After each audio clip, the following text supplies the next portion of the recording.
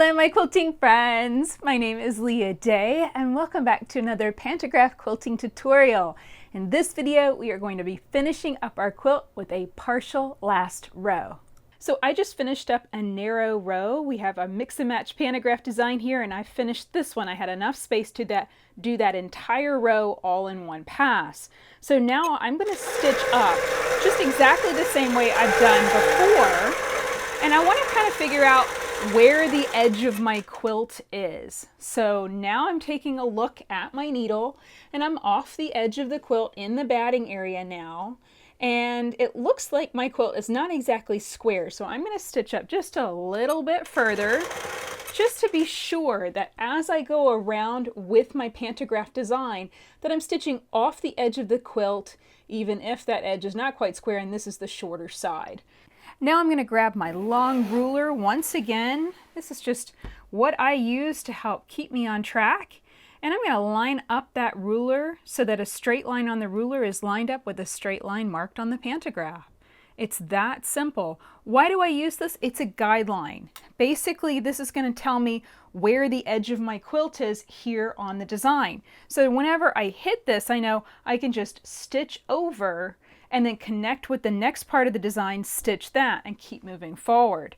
Now, the rule for this is to continue quilting your pantograph as it is printed, meaning I'm going to start here where it starts in the middle and flow into my design. I only really need to worry about it when I hit this ruler that's above the design. All right, here we go. Begin stitching my paisley, and I have taken the time to clamp my quilt, pop on a frame weight, so this should be very easy quilting. And then now I'm coming up on my ruler, so I'm going to run into that. You can see I'm off the edge of the quilt. Now I've got a little bit of the design over here. This might not actually show up, but I might as well stitch it just in case. So I stitch over and then up and then back over to get back on track with my design. So I'm just going to flow through this so you can kind of get an idea of how it works. I stitch a little section of the design because that's all I had to stitch. And then now I go into a bigger chunk of it. My goal is consistency.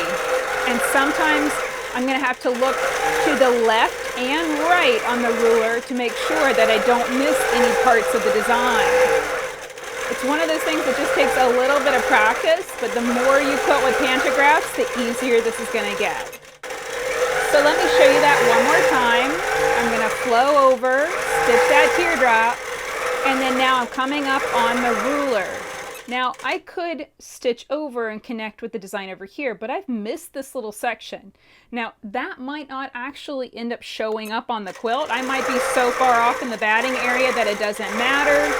But I like to go on ahead and stitch it just in case. I don't want to end up with a gap in my quilting design that looks weird. So this is how I'm going to continue stitching. Slow and steady wins the race. Just flowing around that paisley design. And then every time I come close to my ruler, I know I'm just going to stitch along it to reach the next part of the design. Here we go. Stitch down. Stitch back over, stitch down, stitch back over, there we go, and then flow back in. Partial last row is really not complicated because you're just stitching whatever you got left, that last little section on your quilt. And this goes really fast if you've taken the time to baste your quilt like we did in our loading process, because you don't have to worry about the bottom edge of your quilt flipping over or doing anything weird. It's all going to work out great. Okay, so I'm already starting to see that my quilt is really not square. This was really just kind of a scrap backing fabric experiment that I did here, guys. So I can see that I'm getting closer and closer to this edge. I think I'm still okay with my ruler positioning, but I'm going to keep an eye on it. If I find that I'm not actually stitching over the edge of the quilt, then I just need to shift my ruler back a little bit. The most important thing is just making sure that you are stitching off the edge of the quilt, so that way your design flows over that edge, securing it completely and maintaining that consistent design with the rest of your quilt. That's really the key. We want the pantograph to look seamless all the way to the end.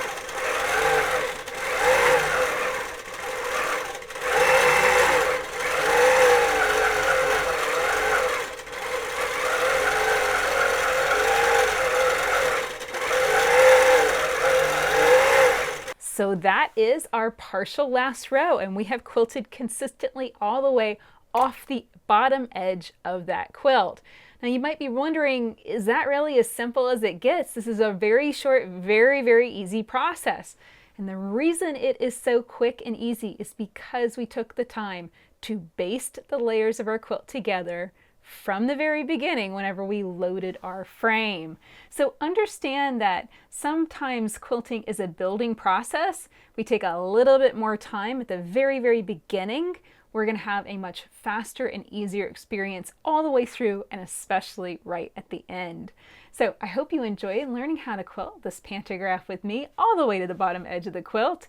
You can find all of the videos in this little mini series along with all of my downloadable pantograph designs at leahday.com/panto.